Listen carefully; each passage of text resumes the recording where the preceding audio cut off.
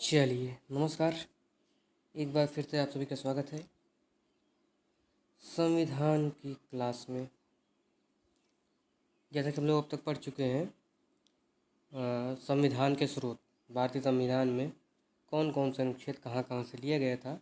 अब इसके बाद हम एक कड़ी आगे बढ़ते हुए पढ़ेंगे संविधान की अनुसूचियाँ, जिसमें आज बहुत इम्पोर्टेंट टॉपिक हम लोग पढ़ेंगे।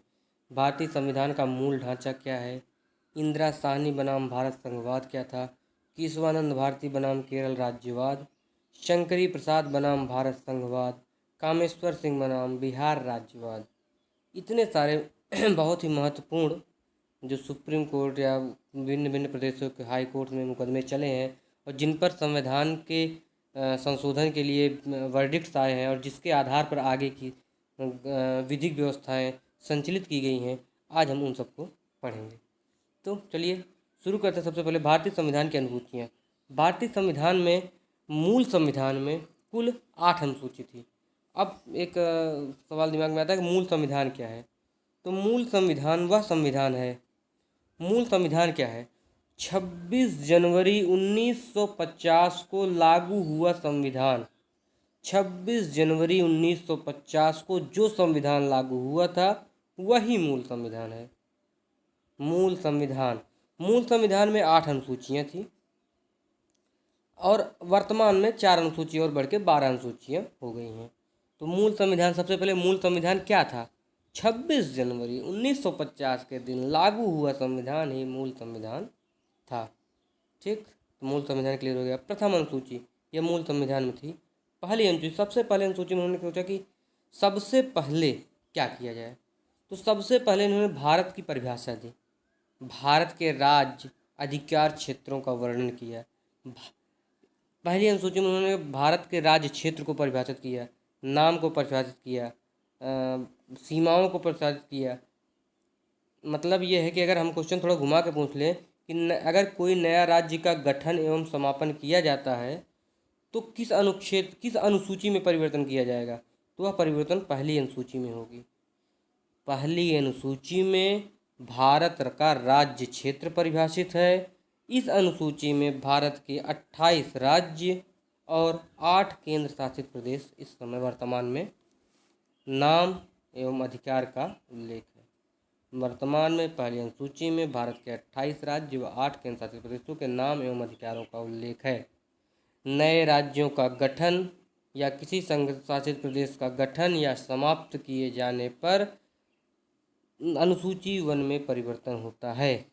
अगस्त 2019 में पहली बार ऐसा हुआ है कि भारत के किसी राज्य का दर्जा समाप्त करके उसे संघ शासित क्षेत्र के रूप में अस्तित्व में लाया गया है और ऐसा होने वाला राज्य जम्मू कश्मीर था तथा अस्तित्व में आने वाले 2 संघ शासित राज्य जम्मू कश्मीर तथा लद्दाख बनाए गए हैं। तो पहली अनुसूची क्या है? पहली अनुसूची यही है कि संघ राज्य क्षेत्र, एक इंट्रोडक्शन दे रहे हैं कि भारत के राज्य संघ राज्य क्षेत्र की परिभाषा है। भारत में कितने राज्य हैं, कितने संघ शासित प्रदेश हैं, उनके नाम क्या है, उनके अधिकार क्या है, इनके बारे में वर्णन है। राज्य और संघ शासित प्रदेश में क्या अंतर है? कोई पॉलिटिकली बंदा पूछ ले भाई राज्य और संघ शासित प्रदेश में क्या अंतर है, तो राज्य वो होते हैं जिनमें विधानसभा होती है। हाँ हाँ, आप अभी अभी सबके मुँह से निकलेंगे दिल्ली, भाई रुक जाओ। राज्य वह होती है जिसमें विधानसभा होती है। राज्य वह होती है जिसका राज्यपाल होता है। राज्य वह होती है जिसकी मंत्रिपरिषद होती है और राज्य की मंत्रिपरिषद राज्य सूची के विषय पर कानून बनाने के लिए स्वतंत्र होती है, वह राज्य होता है। और केंद्र शासित प्रदेश वह होता है जहाँ विधानसभाएं नहीं होंगी और वो राज्य सूची के विषय पर कानून नहीं बनाने का अधिकार होता है। भारत में 2 अपवाद हैं, दिल्ली और पुडुचेरी। यहाँ पे इनकी विधानसभाएं हैं और यहाँ पे इनकी जो है इनको विधि बनाने का अधिकार कुछ दिए गए हैं। तो दिल्ली और पुडुचेरी अपवाद हैं, बाकी राज्य और संघ शासित प्रदेश में यही मूल अंतर होता है। दूसरी अनुसूची पर आते हैं। दूसरी अनुसूची में सीधा सीधा वेतन का उल्लेख है। किसको क्या वेतन? विभिन्न संवैधानिक पदाधिकारियों को दिए जाने वाले वेतन का उल्लेख है। अब एक शब्द आएगा संवैधानिक पदाधिकारी। संवैधानिक पद क्या है? संवैधानिक पद क्या है? ऐसे पद जिनका उल्लेख संविधान में कहीं न कहीं किया गया हो वो संवैधानिक पद कहलाएंगे। संविधान में कहीं भी उल्लेख कर दिया गया हो वो संवैधानिक पद कहलाते हैं। लेकिन यहाँ से एक क्वेश्चन बनता है बढ़िया फंसाने वाला कि उपराष्ट्रपति का वेतन क्या है।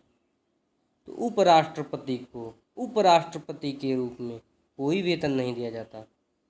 उपराष्ट्रपति को उपराष्ट्रपति के वेतन उपराष्ट्रपति के रूप में वेतन न देकर उसे राज्यसभा के सभापति के रूप में वेतन दिया जाता है। इसलिए उपराष्ट्रपति का वेतन का उल्लेख दूसरी अनुसूची में नहीं है। ऑप्शन दे दे कि भैया दूसरी अनुसूची में इनमें से किनका वेतन का उल्लेख नहीं, राष्ट्रपति, उपराष्ट्रपति, chief justice of India, CAG. तो अब तो मैक्सिमम लोग जो है कैग या चीफ जस्टिस कैग वैग को मारेंगे, राष्ट्रपति उपराष्ट्रपति मारने का सवाल ही नहीं उठता। अरे भाई उपराष्ट्रपति, तो उपराष्ट्रपति को दूसरी अनुसूची के तहत वेतन नहीं मिलता, इनका उल्लेख नहीं है दूसरी अनुसूची में वेतन का। ठीक है, आगे बढ़ते हैं। तीसरी अनुसूची, इसके अंतर्गत शपथ का उल्लेख है। किस प्रारूप में शपथ लिया जाएगा, जैसे प्रधानमंत्री का शपथ, मुख्यमंत्री का शपथ, राष्ट्रपति का शपथ, राज्यपाल का शपथ, राष्ट्रपति, उपराष्ट्रपति और राज्यपाल, इनके द्वारा ली जाने वाली शपथ का उल्लेख तीसरी अनुसूची में नहीं, क्योंकि इनके शपथ के लिए अलग अलग अनुच्छेद ही बना दिए गए हैं। हाँ, ये दिमाग में टूट गया। राष्ट्रपति, प्रेसिडेंट, वाइस प्रेसिडेंट और गवर्नर, इन तीनों को छोड़कर बाकी सबके द्वारा लिए जाने वाले शपथ के प्रारूप का उल्लेख तीसरी अनुसूची में है। इन तीनों का इसलिए नहीं क्योंकि इन तीनों के लिए अलग से अनुच्छेद बना दिए गए हैं। तो तीसरी अनुसूची में शपथ का प्रावधान है, वो भी किन किन के शपथ का, तो प्रेसिडेंट, वाइस प्रेसिडेंट और गवर्नर को छोड़कर बाकी सबके शपथ के प्रारूपों का उल्लेख संविधान की तीसरी अनुसूची में है। Cut and clear. आगे बढ़ते हैं। अनुसूची 4, चौथी अनुसूची। इस अनुसूची में राज्यसभा में निर्वाचित होने वाले विभिन्न स्थानों का आवंटन राज्य में किया जाता है। राज्यसभा में सीटों का वितरण इसी अनुसूची में किया गया है। किस राज्य से कितनी सीटें आएंगी। भाई उत्तर प्रदेश से 31 सीट जा रही है। तो क्यों जा रही है, क्योंकि चौथी अनुसूची में लिखा गया है कि उत्तर प्रदेश से 31 राज्यपाल आएंगे। कहीं से 2 आ रहे हैं, कहीं से 20 आ रहे हैं। क्यों आ रहे हैं, क्योंकि हमने चौथी अनुसूची में ऐसा लिखा हुआ है कि यहाँ से इतने ही आएंगे।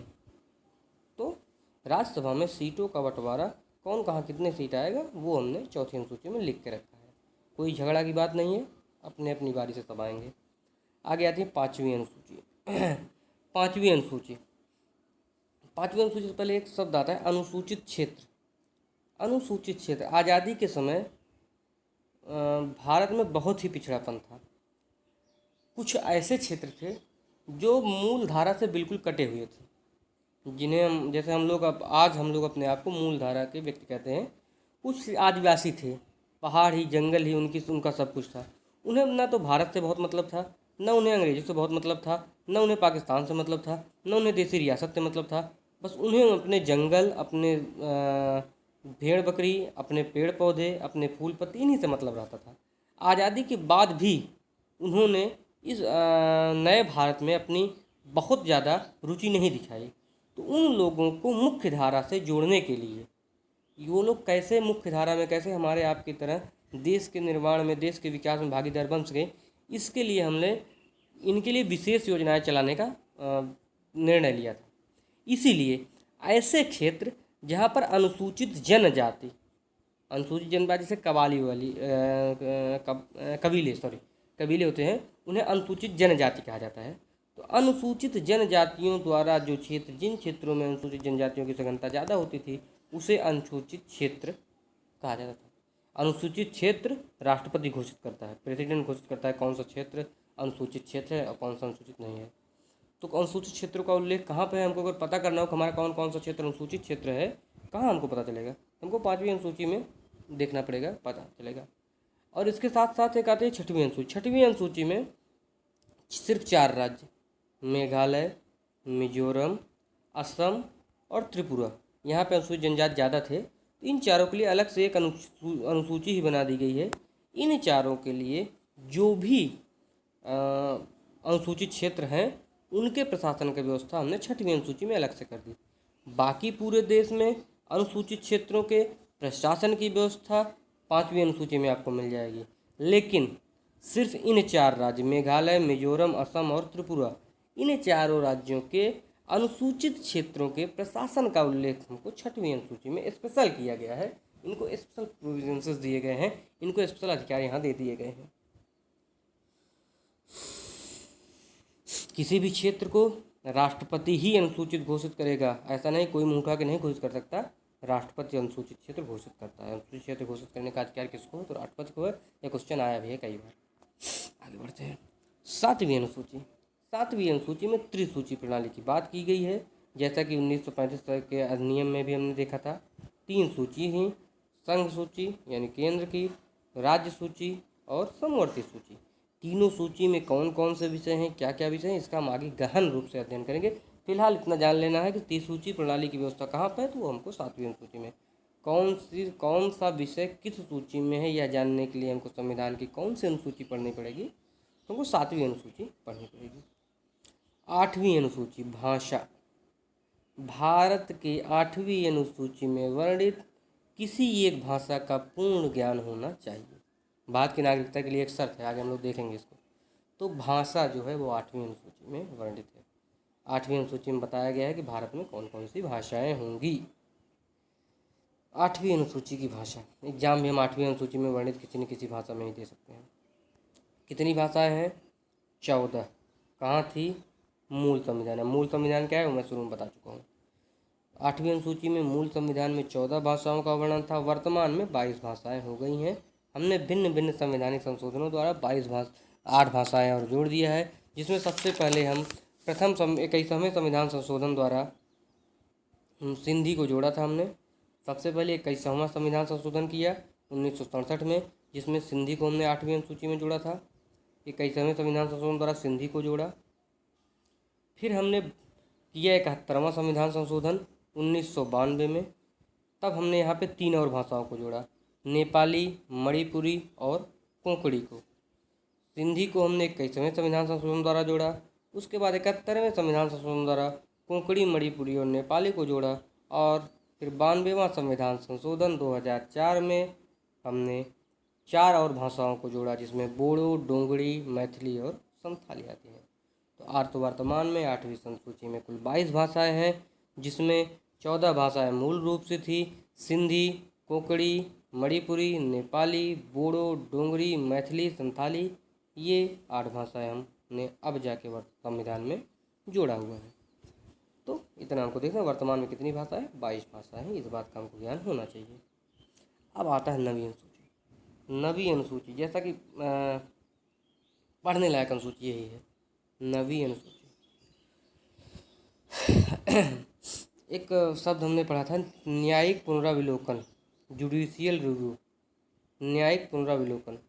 न्यायिक पुनराविलोकन वह शब्द है जिसका मतलब होता है कि संसद जब कोई भी विधि बनाएगी, उस विधि का संविधान के आधार पर न्यायपालिका पुनराविलोकन करेगी।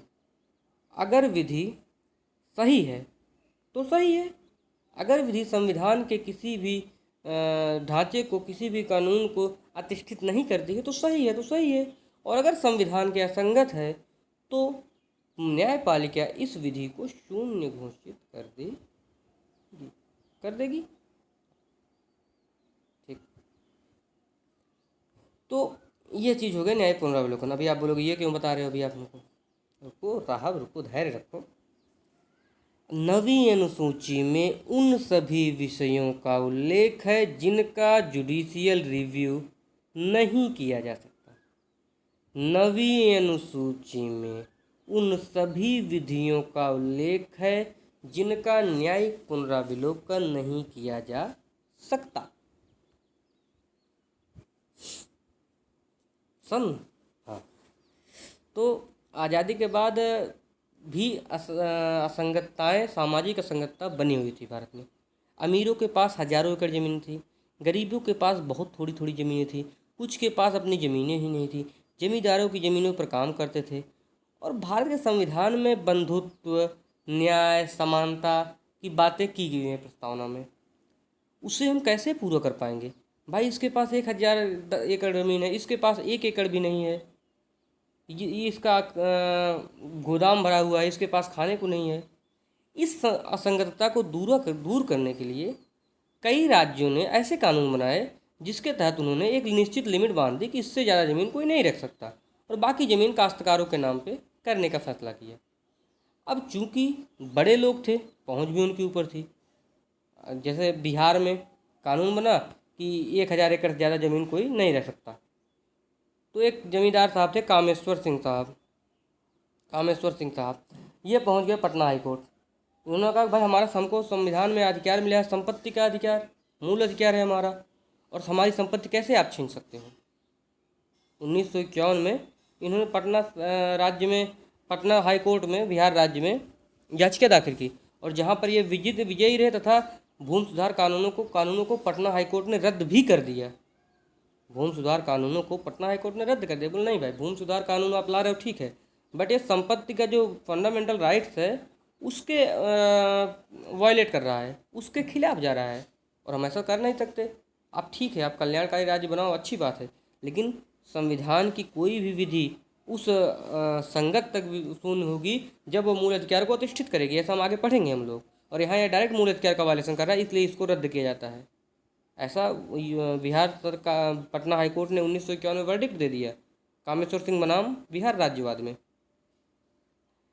अब क्या किया जाए, इसके खिलाफ वहाँ पे सुप्रीम कोर्ट में भी अपील हुई, और भी अन्य हाई कोर्ट्स में चल रहे थे मुकदमे। उसी समय जून 1951 में भारत के संविधान सभा ने अंतरिम संसद के रूप में कार्य करते हुए पहला संविधान संशोधन कर दिया, और भूमि सुधार संबंधी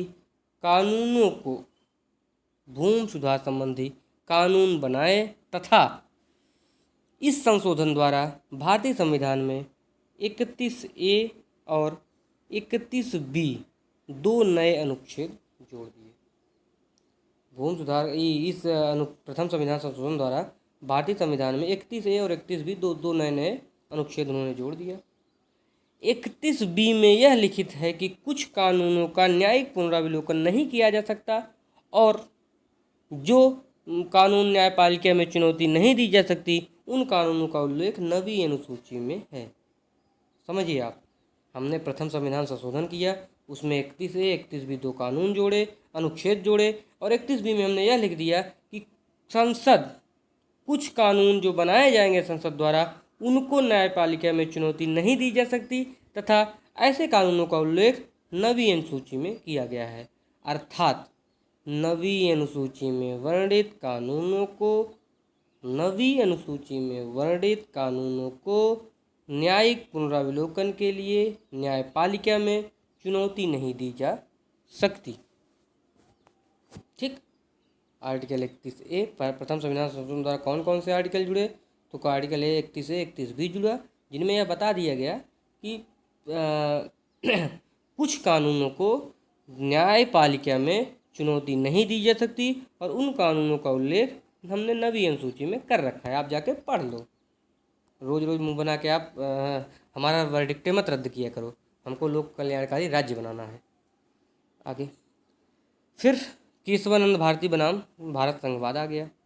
तो उसके बाद जो है प्रथम संविधान संशोधन को शंकरी प्रसाद बनाम भारत संघवाद मामले में चुनौती दी गई, सुप्रीम कोर्ट में चुनौती दी गई 1951 में ही, जिनमें यह कहा गया कि अंतरिम संसद को तो संविधान संशोधन का अधिकार नहीं है, न्यायिक पुनरावलोकन की शक्ति यह आपका जो नवीं अनुसूची है न्यायिक पुनरावलोकन की शक्ति कम कर रही है। या उन्होंने यह भी आधार बनाया कि उच्चतम न्यायालय में मामला विचाराधीन है तो संसद संविधान संशोधन कैसे कर सकती है। तमाम बातें हुई, लेकिन सुप्रीम कोर्ट ने कहा कि नहीं, ऐसी कोई बात नहीं है, जब इसको अंतरिम संसद का रूप दे दिया गया है तो इसे संविधान संशोधन का भी अधिकार दिया गया है। तो सुप्रीम कोर्ट ने याचिका खारिज कर दिया इसका, शंकरी प्रसाद बनाम भारत संघवाद का। उसके बाद केरल में एक मठ के मठाधीश थे केशवानंद भारती बाबा। केशवानंद भारती के मठ की काफ़ी ज़मीन थी जिसका केरल सरकार ने अधिग्रहण कर लिया था। इसके लिए उन्होंने केरल हाई कोर्ट में एक याचिका दाखिल की, जिसे केशवानंद भारती बनाम केरल राज्यवाद कहा जाता है। 24 अप्रैल 1993 के दिन इस वाद में एक ऐतिहासिक निर्णय आया, जिसमें संविधान के 24 अप्रैल 1973 को इस वाद में एक संवैधानिक डिसीजन आया, जिसमें ऐतिहासिक डिसीजन आया जिसमें संविधान के मूल ढांचे का जिक्र किया गया कि संविधान का एक मूल ढांचा होगा। इसमें यह कहा गया कि 24 अप्रैल 1993 के बाद यदि कोई नया कानून नवी अनुसूची में शामिल किया गया, यदि वह कानून संविधान के मूल ढांचे का उल्लंघन करता है तो उसे न्यायालय में चुनौती दी जा सकती है। ऐसा नहीं कि आप जितने मन के उतने कानून नवी अनुसूची में घुसाते जाओ। अरे उस समय तक 284 कानून हो गए हैं, इस समय तक वर्तमान में 284 कानून जो है नवी अनुसूची में, जिनका न्यायिक मूल्यांकन नहीं किया जा सकता। तो वही हाई कोर्ट ने कहा उस समय कि 24 अप्रैल 1973 को उन्होंने यह कहा कि कोई भी कानून अब अगर संविधान के मूल ढांचे को प्रभावित करता है तो उसको न्यायालय में चुनौती दी जा सकती है, चाहे वह नवी अनुसूची में हो चाहे जब हो। और उन्होंने डेट कब से माना, तो 24 अप्रैल 1973 को उन्होंने यह डेट माना। केशवानंद भारती ने भूमि सुधार कानून को नवी अनुसूची के विरोध में केरल हाईकोर्ट में अपील किया था। मुख्य न्यायाधीश एस.एम. सीकरी के नेतृत्व में भारत की अब तक सबसे बड़ी पीठ बैठी, 13 सदस्यों की पीठ थी, जिसने इसमें मुख्य न्यायाधीश कौन थे, एस.एम. सीकरी के नेतृत्व में, जिसमें 7 और 6 के बहुमत से अपना निर्णय आया था। तो केशवानंद भारती बनाम केरल राज्य विवाद आपको समझ में आ गया होगा कहाँ से था। एस.एम. सीकरी के नेतृत्व में भारत की सबसे बड़ी पीठ वहीं पे गठित की गई और जिन्होंने 7:6 के अनुपात में निर्णय दिया। 7 लोग ने यह कहा कि संविधान को भाई अधिकार तो है, संविधान संशोधन का संसद को अधिकार है, नवी अनुसूची में भी डाले, लेकिन उन कानूनों को न्यायिक पुनरावलोकन हो सकता है जो संविधान के मूल ढांचे को अफेक्टेड करेंगी। आधारभूत संरचना क्या है, तो आधारभूत संरचना वह है जो सुप्रीम कोर्ट कहेगा। संविधान के आधारभूत संरचना कहीं पे लिखा पढ़ा नहीं गया है, वह जो है सुप्रीम कोर्ट के दिमाग में है। सुप्रीम कोर्ट जो कहे, जो चाहेगा, जो कहेगा वही संविधान की आधारभूत संरचना होगी। इसकी परिभाषा सुप्रीम कोर्ट समय समय पर देगा, लेकिन कुछ बातों को उसमें रखा जाता है, जैसे विधि का शासन, संसदीय शासन व्यवस्था, संघात्मक शासन, पंथ निरपेक्षता, शक्तियों का पृथक्करण, न्यायपालिका की स्वतंत्रता, वयस्क मताधिकार, संविधान की सर्वोच्चता और गणराज्य। इसके बाद एक और वाद आया, इंदिरा साहनी बनाम भारत संघवाद, जिसमें 1995 में तमिलनाडु में किए गए 69% आरक्षण के प्रावधान को भी नवी अनुसूची में शामिल कर दिया गया, जबकि आरक्षण 50% से ऊपर नहीं हो जा सकता। ऐसा कहा गया था इंदिरा साहनी बनाम भारत संघवाद में कि 50% से ज़्यादा आरक्षण नहीं किया जा सकता, लेकिन तमिलनाडु में 69% आरक्षण है। इसके बारे में हम लोग जब रिजर्वेशन देखेंगे तो कार्य चर्चा करेंगे। तो फिलहाल मोटा मोटी नवी अनुसूची क्या है, तो नवी अनुसूची यही है कि नवी अनुसूची वह अनुसूची है जिसमें उल्लेखित प्रावधानों का न्यायिक पुनरावलोकन नहीं किया जा सकता। तो शुरुआत में जो मैंने 4-5 क्वेश्चन आपको दिए थे, उसका हमको लग रहा है कि आंसर आपको मिल ही गया। संविधान का मूल ढांचा क्या है, या सुप्रीम कोर्ट बताएगा मूल ढांचा क्या है, हमको आपको क्या पता। जो सुप्रीम कोर्ट का उसमें मन कहेगा भाई वो बताएगा। इंदिरा साहनी बनाम भारत संघवाद, इसमें यह कहा गया कि भाई 1992 में यह संघवाद आया, इसमें यह कहा गया कि रिजर्वेशन 50% ज़्यादा नहीं हो सकती। केशवानंद भारती बनाम केरल राज्य विवाद, 24 अप्रैल 1973 को वर्डिक्ट आया, मूल ढांचे का प्रसंग इसमें आया, संविधान के मूल ढांचे का उल्लेख आया। शंकरी प्रसाद बनाम भारत संघवाद, इन्होंने प्रथम संविधान संशोधन को चुनौती दी थी। और कामेश्वर सिंह बनाम बिहार राज्यवाद, इन्होंने सबसे पहले पटना हाई कोर्ट में चुनौती दी तथा जीते और इन बिहार सरकार के भूमि सुधार कानूनों को रद्द भी करवाया था। चलिए ठीक है, बढ़िया से तैयारी कीजिए।